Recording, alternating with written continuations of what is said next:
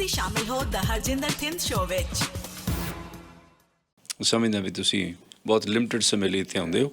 ਸਾਨੂੰ ਸਮਾਂ ਦੇਣ ਲਈ ਮੈਂ ਤੁਹਾਡਾ ਦਿਲੋਂ ਧੰਨਵਾਦੀ ਹਾਂ। ਸਾਡੇ ਹੁਣ ਬਹੁਤ ਸਾਰੇ ਲੋਕ ਨੇ ਜਿਹੜੇ ਇੱਥੇ ਰਹਿੰਦੇ ਆ, ਉਹਨਾਂ ਦੇ ਵਿੱਚੋਂ ਉਹ ਆਪਣੀਆਂ ਭਾਰਤ ਦੀਆਂ ਪ੍ਰੋਪਰਟੀਜ਼ ਸਮੇਟਣ ਨੂੰ ਫਿਰਦੇ ਆ, ਰੈਪ ਕਰਨ ਨੂੰ ਫਿਰਦੇ ਆ ਬਈ ਅਸੀਂ ਉਹ ਦੌਲਤ ਇੱਥੇ ਲੈ ਆਈਏ। ਪਰ ਬਹੁਤੇ ਪੈਸੇ ਜਿਹੜੇ ਆਉਂਦੇ ਆ ਉਹ, ਇਹ ਗੱਲ ਕੋਈ ਗੁੱਝੀ ਨਹੀਂ, ਹਵਾਲੇ ਰਾਹੀਂ ਜਾਂ ਇਸ ਤਰ੍ਹਾਂ ਤਰੀਕੇ ਨਾਲ ਆਉਂਦੇ ਆ। ਤੁਸੀਂ ਕੀ ਉਹਨਾਂ ਨੂੰ ਲੀਗਲ ਰਸਤੇ ਕੀ ਦੱਸ ਸਕਦੇ ਹੋ, ਕਿਹੜੇ ਰਸਤੇ ਪਾ ਸਕਦੇ ਹੋ? ਸਿੰਘ ਸਾਹਿਬ, ਜਿਹੜੀ ਕਿਸੇ ਵੀ ਵੀਰ ਦੀ ਉੱਧਰ ਪ੍ਰੋਪਰਟੀਜ਼ ਹੈਗੀਆਂ ਨੇ, ਕੋਈ ਐਗਰੀਕਲਚਰ ਹੈ, ਕੋਈ ਕਮਰਸ਼ੀਅਲ ਹੈ ਜਾਂ ਰੈਜ਼ੀਡੈਂਸ਼ੀਅਲ ਹੈ, ਸਾਰਿਆਂ ਦੀ ਪ੍ਰੋਪਰਟੀ ਹਰ ਤਰ੍ਹਾਂ ਦੀਆਂ, ਕੋਈ ਬਿਜ਼ਨਸ ਵੀ ਉੱਥੇ ਹੈਗੇ ਨੇ, ਠੀਕ ਹੈ, ਜਿਹੜੇ ਹੁਣ ਇੱਥੇ ਸੈਟਲ ਹੋ ਚੁੱਕੇ ਨੇ, ਸਿਟੀਜ਼ਨਸ਼ਿਪ ਵੀ ਲੈ ਲਈ ਹੈ, ਭਾਵੇਂ ਇੱਕ ਅੱਧਾ ਪਰਿਵਾਰ ਦਾ ਮੈਂਬਰ ਉੱਥੇ ਆ, ਇੱਥੇ ਵੀ ਉਹਨਾਂ ਨੂੰ ਕੈਪੀਟਲ ਚਾਹੀਦੀ ਹੈ ਟੂ ਰਨ ਓਵਰ ਬਿਜ਼ਨਸ ਕਰਨ ਵਾਸਤੇ ਜਾਂ ਆਪਣਾ ਘਰ ਵਗੈਰਾ ਲੈਣ ਵਾਸਤੇ। ਹੁਣ ਸੋਰਸ ਹੁੰਦਾ ਵੀ ਇਹ ਜਿਹੜੀ ਪਿੱਛੇ ਕੈਪੀਟਲ ਪਈ ਹੈ ਉੱਥੋਂ ਹੀ ਪੈਸਾ ਸਮੇਟ ਕੇ ਇੱਥੇ ਲਿਆਂਦਾ ਜਾਵੇ, ਜਦ ਉੱਥੇ ਹੁਣ ਕੰਮ ਹੀ ਨਹੀਂ ਕਰਨਾ, ਰਹਿਣਾ ਨਹੀਂ ਹੈ। ਐਗਰੀਕਲਚਰ ਹੈ, ਚਲੋ ਪਹਿਲੇ ਦਹਾੜੇ 'ਤੇ ਦਿੱਤੀ ਹੁੰਦੀ ਕਈਆਂ ਲੋਕਾਂ ਨੇ, ਵੀ ਚਲੋ ਜਾਂਦੇ ਨੇ, ਹਾੜਾ ਲੈ ਲਿਆ, ਖਰਚਾ ਨਿਕਲ ਗਿਆ। ਪਰ ਹੁਣ ਜਿਸ ਲਈ capital as it is in lot ਲਿਆਉਣੀ ਹੈ ਅਤੇ ਉਹਨਾਂ ਨੂੰ ਵੇਚਣੀ ਪੈਂਦੀ ਹੈ ਪ੍ਰੋਪਰਟੀ। ਹੁਣ ਪ੍ਰੋਪਰਟੀ ਵੇਚਣ ਦਾ ਤੇ ਕਿਸੇ ਨੂੰ ਕੋਈ ਰੁਕਾਵਟ ਨਹੀਂ ਹੈ, ਕਿਸੇ NRI ਨੂੰ ਐਜ਼ ਪਰ ਇੰਡੀਆ ਦੇ ਵਿੱਚ। ਰੁਕਾਵਟ NRI ਦੀ ਇੱਕੋ ਲਾਈ ਹੋਈ ਹੈ ਜਿਹੜੇ ਫੈਮਾਂ ਦੇ ਵਿੱਚ ਹੈਗੀ ਹੈ। ਅੱਜ ਵੀ ਜਿਹੜਾ NRI ਹੈ ਉੱਥੇ ਐਗਰੀਕਲਚਰ ਲੈਂਡ ਜਾਂ ਪਲਾਂਟੇਸ਼ਨ ਨਹੀਂ ਪਰਚੇਜ਼ ਕਰ ਸਕਦਾ। ਐਗਰੀਕਲਚਰ ਲੈਂਡ ਵੇਚ ਸਕਦਾ, ਉਹਦੀ ਭਾਵੇਂ ਐਨਸੈਸਟਰਲ ਹੈ, ਭਾਵੇਂ ਉੱਥੇ ਰਹਿੰਦੇ ਉਹਨਾਂ ਆਪਣੀ ਪ੍ਰਾਪਰਟੀ ਬਣਾਈ ਹੋਵੇ, ਆਪ ਖਰੀਦੀ ਹੋਵੇ, ਉਹਨੂੰ ਵੇਚਣ ਦਾ ਉਹਨੂੰ ਪੂਰਾ ਹੱਕ ਹੈ।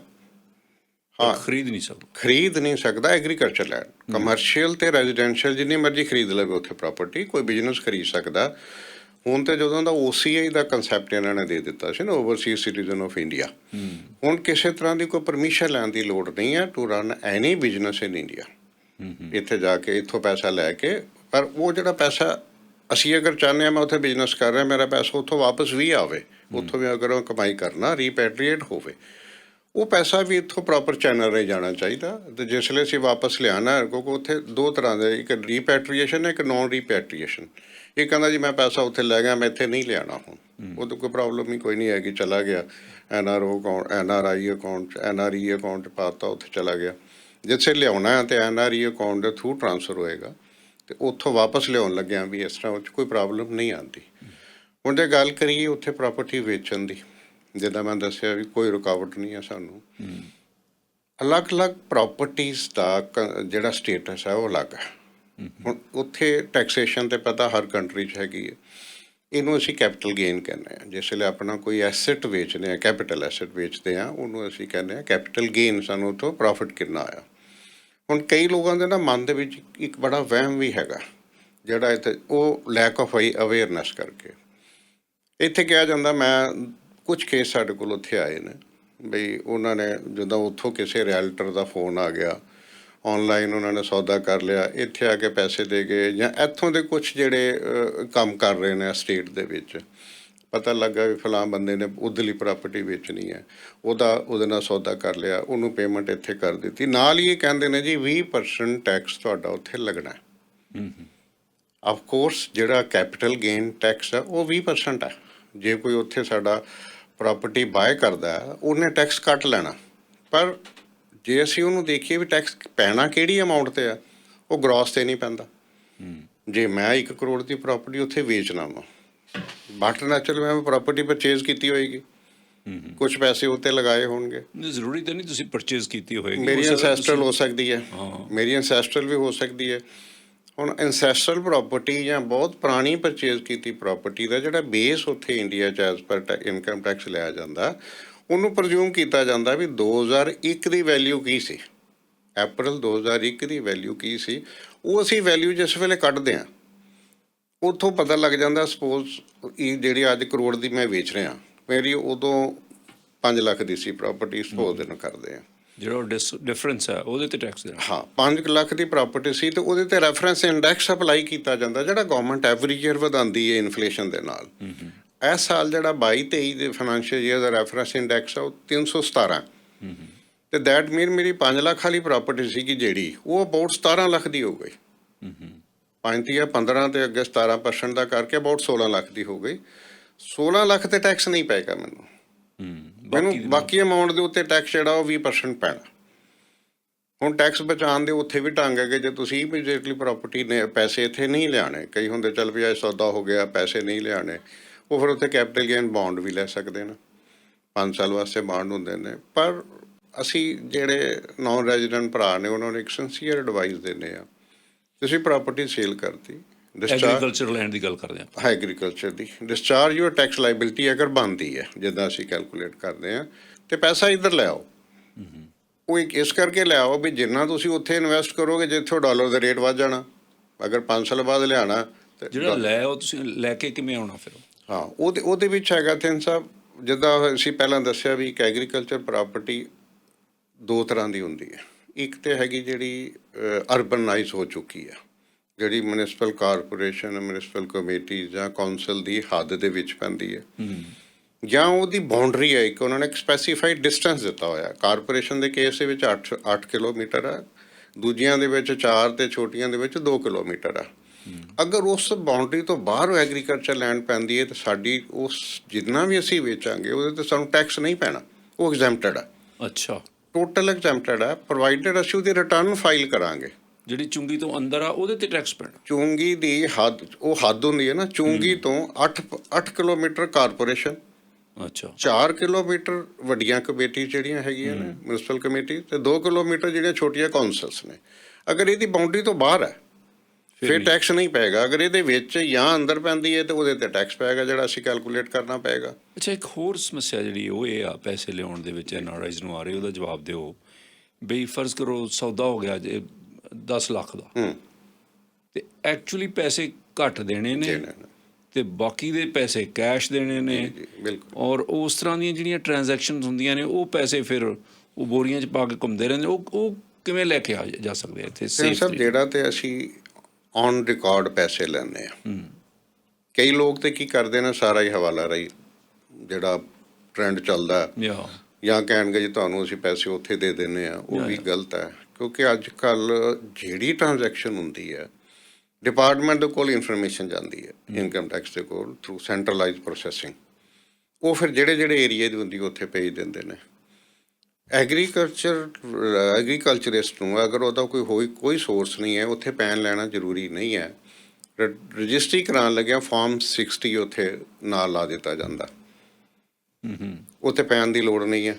ਉਹ ਫਿਰ ਤੁਹਾਡੇ ਉਸ ਐਡਰੈਸ ਦੇ ਉੱਤੇ ਜੋ 60 'ਚ ਲਿਖਿਆ ਹੁੰਦਾ ਤੁਹਾਨੂੰ ਫੋਲੋ ਕਰਦੇ ਨੇ। ਹੁਣ ਅੱਜ ਦੀ ਜਿਹੜੀ ਅਮੈਂਡਮੈਂਟ ਨਵੀਂ ਹੋਈ ਹੈ ਇਸ ਸਾਲ ਦੇ ਵਿੱਚ, ਉੱਥੇ ਲਿਖਿਆ ਵੀ ਅਗਰ ਤੇ ਕੋਈ ਟ੍ਰਾਂਜੈਕਸ਼ਨ 50 ਲੱਖ ਤੋਂ ਥੱਲੇ ਹੈ ਤਾਂ ਉਹਦੀ 3 ਸਾਲ ਤੱਕ ਤੁਹਾਡੀ ਡਿਪਾਰਟਮੈਂਟ ਇਨਕੁਆਇਰੀ ਕਰ ਸਕਦਾ। ਅਗਰ 50 ਲੱਖ ਤੋਂ ਇਨਕਰੀਜ਼ ਹੁੰਦੀ ਉਹ 10 ਸਾਲ ਤੱਕ ਤੁਹਾਡਾ ਪਿੱਛਾ ਕਰੇਗਾ, ਤੁਹਾਡੇ ਐਡਰੈਸ 'ਤੇ ਜਾਏਗਾ, ਤੁਹਾਨੂੰ ਨੋਟਿਸ ਦੇਗਾ, ਫਿਰ ਵੀ ਤੁਸੀਂ ਨਹੀਂ ਜਾਂਦੇ ਤਾਂ ਉਹ ਐਕਸਪਰਟੀ ਕਰਕੇ ਤੁਹਾਡੀ ਡਿਮਾਂਡ ਕੱਟ ਦੇਗਾ। ਔਰ ਬੈਂਕਾਂ ਦੇ ਵਿੱਚ ਸਾਰਿਆਂ ਦਾ ਐਡਰੈਸਸ ਹੁੰਦਾ। ਹੁਣ ਅਸੀਂ ਅੱਜ ਇਹ ਪੈਸੇ ਕਿੱਦਾਂ ਮੰਗਾਉਣੇ ਨੇ ਜਿਹੜੇ ਰਿਕਾਰਡਡ ਮਨੀ ਹੈਗੀ ਆ, ਉਹਦੇ ਵਾਸਤੇ ਸਾਨੂੰ ਇੱਕ ਧਿਆਨ ਰੱਖਣਾ ਪੈਂਦਾ ਵੀ ਮੇਰਾ ਪੈਨ ਹੋਣਾ ਜ਼ਰੂਰੀ ਹੈ, ਪੈਨ ਕਾਰਡ, ਮੇਰਾ ਬੈਂਕ ਅਕਾਊਂਟ ਜਿਹੜਾ NRO ਹੋਣਾ ਜ਼ਰੂਰੀ ਹੈ। ਅਗਰ ਮੈਂ ਇੱਥੇ NRI ਬਣ ਚੁੱਕਾ ਹਾਂ, ਫੋਰਨ ਨੈਸ਼ਨਲ ਬਣ ਚੁੱਕਾ ਹਾਂ, ਕਿਉਂਕਿ ਜਿਹੜਾ ਪੈਸਾ NRO ਦੇ ਵਿੱਚੋਂ ਆਏਗਾ ਉਹਦੇ ਉੱਤੇ ਗਵਰਨਮੈਂਟ ਨੇ ਜਿਹੜੀ ਪਿੱਛੇ ਇੱਕ ਨੋਟੀਫਿਕੇਸ਼ਨ ਆਈ ਸੀ 5% ਡਿਡਕਸ਼ਨ ਦੀ TDS ਦੀ TCS ਦੀ, ਉਹ ਹੈਗਾ ਟੈਕਸ ਕਲੈਕਸ਼ਨ ਐਟ ਸੋਰਸ, ਉਹ ਵੀ ਨਹੀਂ ਲੱਗੇਗਾ। ਜਿਸ ਬੰਦੇ ਨੇ ਪ੍ਰਾਪਰਟੀ ਵੇਚੀ ਉਹਨੇ ਆਪਣੇ ਅਕਾਊਂਟ ਇਨ ਇੰਡੀਆ ਉਹਦੇ ਵਿੱਚੋਂ ਕੈਨੇਡਾ ਜਾਂ ਅਮਰੀਕਾ ਪੈਸਾ ਲੈ ਕੇ ਜਾਣਾ, ਉਸ ਹਾਲਾਤ ਦੇ ਵਿੱਚ ਕੋਈ 5% ਨਹੀਂ ਲੈਂਦਾ। ਸੋ ਜੇ ਉਸ ਲਾਈਨ ਤੋਂ ਮਿਊਨਿਸਪੈਲਿਟੀ ਦੀ ਹਦੂਦ ਤੋਂ ਬਾਹਰਲੀ ਪ੍ਰਾਪਰਟੀ ਆ, ਜਿੰਨੇ ਵੀ ਪੈਸੇ ਤੁਸੀਂ ਬਣਾਉਨੇ ਹੋ ਟੋਟਲ ਉਹ NRO 'ਚ ਜਮ੍ਹਾਂ ਕਰਾਓ ਤੇ ਇੱਥੇ ਟ੍ਰਾਂਸਫਰ ਕਰਾ ਲਓ, ਇੱਥੇ ਟ੍ਰਾਂਸਫਰ ਕਰਾ ਲਓ, ਕੋਈ ਪ੍ਰੋਬਲਮ ਨਹੀਂ। ਉੱਥੇ 1-2 ਸਰਟੀਫਿਕੇਟ ਲੱਗਦੇ ਚਾਹੇ ਜਿੰਨੀ ਮਰਜ਼ੀ ਰਕਮ ਹੋਵੇ, ਉਹਦੇ ਤੇ ਕੋਈ ਲਿਮਿਟ ਹੀ ਨਹੀਂ ਹੈ। 15CA ਫਾਰਮ ਇੱਕ ਹੁੰਦਾ ਜਿਹੜਾ ਐਪਲੀਕੈਂਟ ਨੇ ਖੁਦ ਫਾਈਲ ਕਰਨਾ ਹੁੰਦਾ ਆਨਲਾਈਨ। 15CB ਹੁੰਦਾ ਜਿਹੜਾ ਚਾਰਟਰਡ ਅਕਾਊਂਟੈਂਟ ਹੈ ਉਹਨੂੰ ਟੈਕਸ ਲਾਇਬਿਲਿਟੀ ਨੂੰ ਸਰਟੀਫਾਈ ਕਰਦਾ ਵੀ ਇਹਨੇ ਡਿਸਚਾਰਜ ਕਰਤੀ ਹੈ ਅਗਰ ਬਣਦਾ ਤੇ ਇਹਦੇ ਉੱਤੇ ਕੋਈ TDS ਇਨਵੋਲਵ ਨਹੀਂ ਹੈ।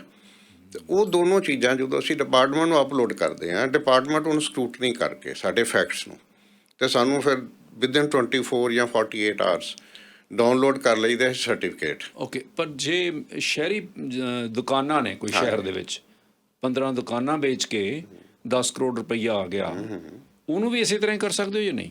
ਜੇ ਪ੍ਰਾਪਰਟੀ ਮੇਰੀ ਹੈ, ਮੈਂ ਹੀ ਇੱਥੇ ਲਿਆਉਣਾ ਚਾਹੁੰਦਾ ਵਾਂ, ਉਹ ਸੇਮ ਸਿਸਟਮ ਹੈ, ਪਰ ਉਹਦੇ ਉੱਤੇ ਟੈਕਸ ਜ਼ਰੂਰ ਲੱਗੇਗਾ। ਜਦੋਂ ਅਸੀਂ ਦੱਸਿਆ ਉਹ ਤੇ ਪੈਂਦੀ ਹੈ, ਸ਼ਹਿਰ ਦੇ ਮਿਊਨਿਸਪਲ ਲਿਮਿਟ 'ਚ ਪੈਂਦੀ ਹੈ, 20% ਟੈਕਸ ਦੇਣਾ। ਉਹਦਾ 20% ਕੈਲਕੂਲੇਟ ਕਰਕੇ ਵੀ ਕਦੋਂ ਪਰਚੇਜ਼ ਕੀਤੀ ਸੀ, ਉਹਦਾ ਰੈਫਰੈਂਸ ਰੇਟ ਹੈ ਅਪਲਾਈ ਕਰਕੇ, ਜਿੰਨਾ ਬੈਲੈਂਸ ਬਚੇਗਾ ਉਹਦਾ 20% ਟੈਕਸ ਜਮ੍ਹਾਂ ਕਰਾ ਕੇ। ਜਦੋਂ ਰਜਿਸਟਰੀ ਹੁੰਦੀ ਹੈ ਜ਼ਮੀਨ ਦੀ ਜਿਹੜੀ ਮਿਊਨਿਸਪੈਲਿਟੀ ਦੇ ਹਦੂਦ ਤੋਂ ਬਾਹਰ ਹੈ, ਜਿੰਨੇ ਪੈਸੇ ਸੈਲਰ ਜਿਹੜਾ ਵੇਚਣ ਵਾਲਾ ਲੈਂਦਾ, ਜਿਹੜੇ ਉਦੋਂ ਵਾਧੂ ਦੇ ਪੈਸੇ ਹੁੰਦੇ ਆ ਉਹਦੇ ਵਿੱਚ ਦੇਖੋ, ਅਸੀਂ ਤੇ ਸਾਰਿਆਂ ਨੂੰ ਇੱਕ ਐਡਵਾਈਸ ਕਰਦੇ ਹਾਂ ਵੀ ਜਿਸ ਬੰਦੇ ਨੇ ਲੈਣੀ ਹੈ ਉਹਨੂੰ ਕਹੋ ਜੀ ਮੈਂ ਤੇ ਮੈਕਸਿਮਮ ਵਾਈਟ ਲੈਣਾ। ਉੱਥੇ ਵਾਈਟ ਲੈਣ ਵਾਲੇ ਵੀ ਹੈਗੇ ਨੇ, ਇਸ ਤਰ੍ਹਾਂ ਦੇ ਨਹੀਂ ਹੈਗੇ। ਇੱਕ ਸਿਰਫ ਉਹਨੂੰ ਪਰਸੂ ਕਰਨ ਵਾਲੀ ਗੱਲ ਹੁੰਦੀ, ਕਿਉਂਕਿ ਜਿਹੜਾ ਉਹਨੂੰ ਵਾਈਟ ਜਿੰਨਾ ਦੇਣਾ ਪੈਂਦਾ, ਉਹਨੂੰ ਉੱਥੋਂ ਦਾ 10% ਰੈਵਨਿਊ ਟੈਕਸ ਦੇਣਾ ਪੈਂਦਾ। ਸਟੈਂਪ ਪੇਪਰ ਜਿਹਨੂੰ ਅਸੀਂ ਕਹਦੇ ਨਾ, ਉਹ ਸਿਰਫ ਉਹਨੂੰ ਬਚਾਉਣ ਦੀ ਖਾਤਰ ਕਰਦੇ ਨੇ। ਤੇ ਸਟੈਂਪ ਪੇਪਰ ਦੇ ਪਿੱਛੇ ਲਿਖਿਆ ਹੁੰਦਾ ਵੀ ਪੈਸੇ ਦੇਣੇ ਨੇ ਬਾਇਰ ਨੇ, ਸੈਲਰ ਨੇ। ਉੱਥੇ ਲਿਖਿਆ ਜਿਹੜਾ ਸਟੈਂਪ ਪੇਪਰ ਅਸੀਂ ਪਰਚੇਜ਼ ਕਰਦੇ ਆ ਨਾ, ਇਨ ਦਾ ਨੇਮ ਆਫ ਸੈਲਰ ਕਰਦੇ ਆ। ਤੇ ਕਈ ਵਾਰੀ ਇੱਕ ਕੰਪਰੋਮਾਈਜ਼ ਹੋ ਜਾਂਦਾ, ਯਾਰ ਜਿਹੜੀ ਸਟੈਂਪ ਪੇਪਰ ਲੱਗਣੀ ਅੱਧੇ ਤੂੰ ਅੱਧੇ ਮੈਂ ਦੇ ਦਿਆਂਗਾ, ਕੋਈ ਫਰਕ ਨਹੀਂ ਪੈਂਦਾ ਉਹਦੇ 'ਚ, ਤੁਹਾਡੀ ਕੈਪੀਟਲ ਵੱਧ ਜਾਂਦੀ ਹੈ। ਸਪੋਜ਼ ਮੈਂ 20 ਲੱਖ ਦਾ ਸੌਦਾ, ਬਲੈਕ ਮਨੀ ਇਨਵੋਲਵ ਹੀ ਨਹੀਂ ਹੁੰਦੀ, ਉਹਦੇ 'ਚ ਬਲੈਕ ਮਨੀ ਇਨਵੋਲਵ ਨਹੀਂ ਹੁੰਦੀ। ਸਿਰਫ ਉਹਦੇ 'ਚ ਬਲੈਕ ਮਨੀ ਉਹ 10% ਬਚਾਉਣ ਵਾਸਤੇ ਇਹ ਬਲੈਕ ਮਨੀ ਦਾ ਰੂਪ ਆਉਂਦਾ। 5%। ਪਰ ਕਈ ਵਾਰੀ ਜਿਹੜੇ ਪਰਚੇਜ਼ਰ ਆ ਉਹਦੇ ਕੋਲੇ ਵਾਈਟ ਮਨੀ ਨਹੀਂ ਹੁੰਦੀ, ਉਹਦੇ ਕੋਲ ਬਲੈਕ ਮਨੀ ਬਹੁਤ ਹੁੰਦੀ ਆ, ਉਹ ਵਾਧੂ ਦੇਣ ਨੂੰ ਵੀ ਤਿਆਰ ਹੁੰਦਾ। ਉਹ ਇੱਕ ਅੱਧਾ ਕੋਈ ਇੱਦਾਂ ਦਾ ਹੁੰਦਾ ਜੀ, ਕੋਈ ਬਹੁਤ ਜਿਹੜੇ ਜੈਨੂਅਨ ਬਾਇਰ ਹੈਗੇ ਨੇ ਨਾ, ਉਹ ਇੱਦਾਂ ਦੇ ਨਹੀਂ ਹੁੰਦੇ। ਜਿਹੜੇ ਦੂਜੇ ਬਾਇਰ ਨੇ ਵੀ ਮੇਰੇ ਕੋਲੋਂ ਪਰਚੇਜ਼ ਕਰ ਲਈ, ਮੈਂ NRI ਹਾਂ ਪ੍ਰਾਪਰਟੀ, ਤੇ ਉਹਦਾ ਇੱਕ ਹੁੰਦਾ ਵੀ ਮੈਂ ਇਹਨੂੰ ਸੇਲ ਕਰਾਂ, ਮੈਂ ਇਹਨੂੰ ਆਪਣੇ ਕੋਲ ਨਹੀਂ ਰੱਖਣੀ, ਉਹ ਬੰਦਾ ਘੱਟ ਦੇਗਾ ਤੁਹਾਨੂੰ। ਐਂਡ ਯੂਜ਼ਰ ਜਿਹੜਾ ਲਏਗਾ, ਤੁਸੀਂ ਥੋੜ੍ਹਾ ਜਿਹਾ ਇਹਨਾਂ ਚੀਜ਼ਾਂ ਦਾ ਧਿਆਨ ਰੱਖ ਲਓ ਵੀ ਐਂਡ ਯੂਜ਼ਰ ਲਵੇ, ਉਹਦੇ ਨਾਲ ਕੰਪਰੋਮਾਈਜ਼ ਕਰ ਲਓ। ਸਟੈਂਪ ਪੇਪਰ ਦਾ 5% ਹੀ ਦੇਣਾ ਨਾ, ਇੱਧਰੋਂ ਤੁਹਾਡੀ ਜਿਹੜੀ 30% ਵਾਲੀ ਜਿਹੜੀ ਕੈਪੀਟਲ ਵੱਧ ਕੇ ਆ ਰਹੀ ਹੈ, ਤੁਹਾਨੂੰ ਕੋਈ ਫਰਕ ਨਹੀਂ ਪੈਣਾ। ਹੁਣ ਐਗਰੀਕਲਚਰ ਲੈਂਡ ਹੈ ਤਾਂ ਉਹਤੇ ਟੈਕਸ ਹੀ ਕੋਈ ਨਹੀਂ ਪੈਣਾ ਤੁਹਾਨੂੰ। ਸਮਝ ਮੈਂ 5% ਦੇ ਤਾ, ਬਹੁਤ ਸਾਰੇ ਕੇਸਾਂ 'ਚ ਅਸੀਂ ਕਰਵਾਇਆ ਇੱਦਾਂ। 5% ਦੋਨੇ ਪਾਰਟੀਆਂ ਦੇ ਦੇਣ, ਜਿਹਨੇ ਓਵਰ ਐਂਡ ਅਬਾਊ, ਜੇ ਸਪੋਜ਼ ਕਲੈਕਟਰ ਦਾ ਰੇਟ ਹੈਗਾ ਲੱਖ ਰੁਪਈਆ, ਮੈਂ ਕਹਿੰਦਾ ਜੀ ਮੈਂ 2 ਲੱਖ ਦੀ ਰਜਿਸਟਰੀ ਕਰਵਾਉਣੀ, ਮੈਂ ਘੱਟ ਨਹੀਂ ਕਰਾਉਣੀ, ਉੱਪਰਲੇ ਲੱਖ ਦੇ ਉੱਤੇ ਜਿਹੜਾ ਪਏਗਾ ਐਕਸਟਰਾ, ਉਹਦਾ 5%, ਸਾਰੇ ਤੇ ਨਹੀਂ। ਅੱਛਾ। ਇੱਕ ਤਾਂ ਲੈਜੀਟੀਮੇਟ ਉਹਨੂੰ ਪੈਣਾ ਹੀ ਪੈਣਾ ਨਾ ਬਾਇਰ ਨੂੰ, ਜੇ ਹੋਇਆ ਕਲੈਕਟਰ ਰੇਟ ਉਹ ਤੇ ਪਏਗਾ। ਜਿਹੜਾ ਕੰਪਰੋਮਾਈਜ਼ ਆ ਜਾਂਦਾ ਨਾ, ਉਹ ਦੂਜੀ ਅਮਾਊਂਟ ਤੇ ਆਉਂਦਾ, ਠੀਕ ਹੈ ਜੀ ਇੰਨੇ ਮੈਂ ਦੇ ਦੇਣ, ਇੰਨੇ ਤੁਸੀਂ ਦੇ ਦਿਓ, ਵੱਧ ਤੇ ਮੈਨੂੰ ਪੈਸਾ ਇਹਨਾਂ ਦਿਓ, ਤੇ ਲੋਕੀ ਕਰਦੇ ਨੇ। ਫਿਰ ਉਹ ਭਾਵੇਂ ਬੈਂਕ ਨੂੰ ਦੱਸ ਕੇ ਬਾਕਾਇਦਾ ਤੌਰ ਤੇ ਆਪਣੇ ਅਕਾਊਂਟ ਜਮ੍ਹਾਂ, ਬੈਂਕ NRO 'ਚ ਜਮ੍ਹਾਂ ਕਰਾ ਕੇ 15C 15C ਫਾਰਮ ਦੀ ਇਕਨੋਲਜਮੈਂਟ ਡਾਊਨਲੋਡ ਕਰਕੇ ਉਹ ਵੀ ਬੈਂਕ ਨੂੰ ਦੇਈਦੀ ਹੈ, ਇੱਕ ਡੈਕਲੇਰੇਸ਼ਨ ਫਾਈਲ ਕਰੀਦੀ ਹੈ, ਤੇ ਬੈਂਕ ਹੋਰ ਕੋਈ ਡਾਕੂਮੈਂਟ ਨਹੀਂ ਮੰਗਦਾ, ਟ੍ਰਾਂਸਫਰ ਕਰ ਦਿੰਦੇ। ਉਹ ਟ੍ਰਾਂਸਫਰ ਤੁਹਾਡੇ ਇਸ ਅਕਾਊਂਟ 'ਚ ਇੱਥੇ ਵਿਦਿਨ 24 ਆਵਰ ਤੁਹਾਨੂੰ ਇੱਥੇ ਕ੍ਰੈਡਿਟ ਮਿਲ ਜਾਂਦਾ।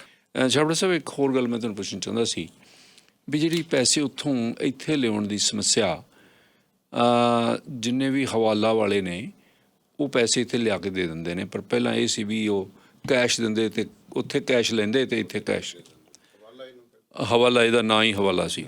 ਪਰ ਹੁਣ ਉਹ ਇਹ ਵੀ ਕਹਿੰਦੇ ਕਿ ਅਸੀਂ ਚੈੱਕ ਦੇ ਦਿਆਂਗੇ ਤੁਹਾਨੂੰ, ਜੇ ਚੈੱਕ ਲੈਣਾ ਚੈੱਕ ਲੈ ਲਓ।